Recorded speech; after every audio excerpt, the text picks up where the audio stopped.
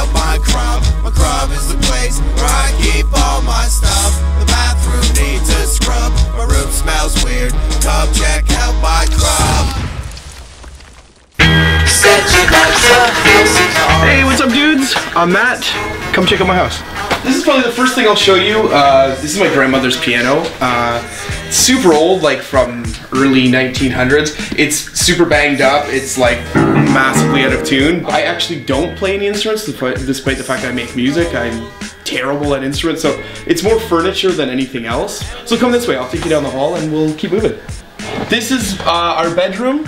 I'm instructed not to go in there because, as my wife says, this is where the tragic happens. So we just stay out of there. It's a sad, sad room. This is my kitchen.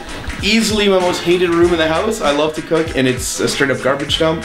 We also keep my son's report cards here so we can see what he's been up to all week. So like today's Thursday, we can see at circle time he did 1, 2, buckle my shoe.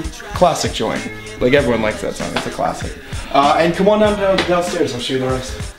This is actually something, I'll pull it out, that I really like. It was a gift from some friends of mine.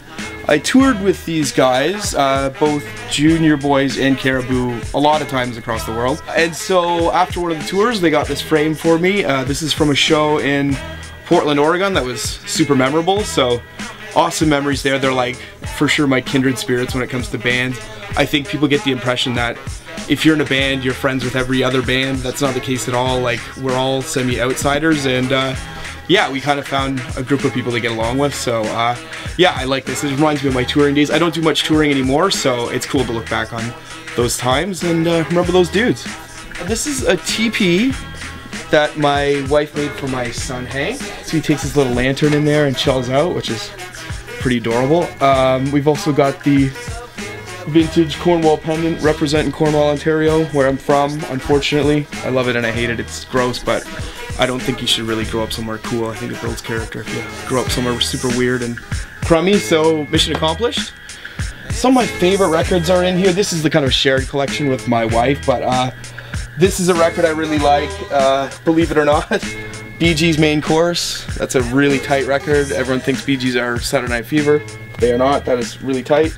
It's no secret that I'm a massive hip-hop fan. This dude is one of my favorite MCs right now, Rock Marciano. We've got like The Pavement, classic Crooked Rain. That's a super good old indie record. I'm a massive Steely Dan fan. Love Steely Dan. If my 20-year-old self heard me say that, he would slap me right in the mouth, but with age you kind of get into weird stuff, and I love me some Steely Dan. Got the old original De La 3 Feet High Rising, classic. If you don't have it, get it, especially if you're interested in rock. This is some foundation stuff. And just to balance it all out, Huey Lewis in the News, Sports, that is tight. Bought it for my dad on his birthday when we were little, and I still love it. Weird stuff on the shelves, like this chrome squirrel nutcracker that when you crack a nut, he poos it out, like just like real life. And this is my favorite too, my hamburger telephone, and I like to just get a call from Deliciousness, and yes, I will accept the charges. This is the official release poster from my like greatest hits record. It's funny to call it greatest hits because I've never had a hit, but my favorite thing is about it is that diss is another band on it. I love when critics are like, we're not gonna pump you up, we're gonna diss another band. Like, you're not good, they're just worse. So there's a quote here that says, "So stunning that it makes the Postal Service sound like half-hearted dilettantes." And that's from Spin magazine, so shout out to Spin for making fun of the Postal Service. This is where like I do any kind of music making happens here. My instrument that I probably use the most, and some people would argue it's not an instrument, is a sampler. So I spend most of my time digging through like garbage records, like who knows what this, I don't know, but I take little clips, and if you don't know really the concept behind sampling, it's almost like making a quilt sonically, where you're taking little pieces of stuff and repurposing it into a greater thing. I took a little sample just to show you how it works. So off this record I found like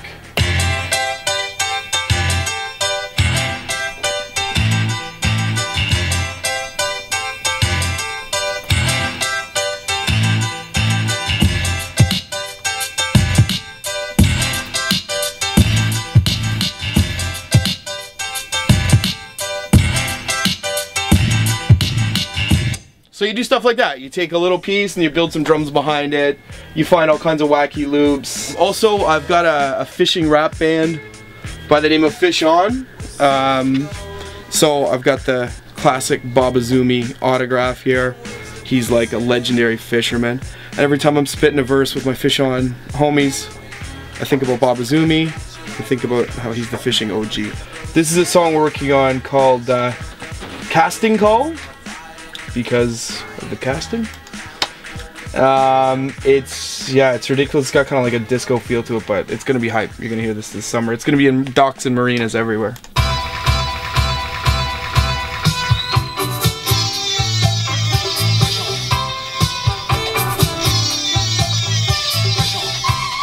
Like I said, like I do a lot of hip-hop production for other people now, so you're not gonna hear a ton of like stuff that I generally used to do, but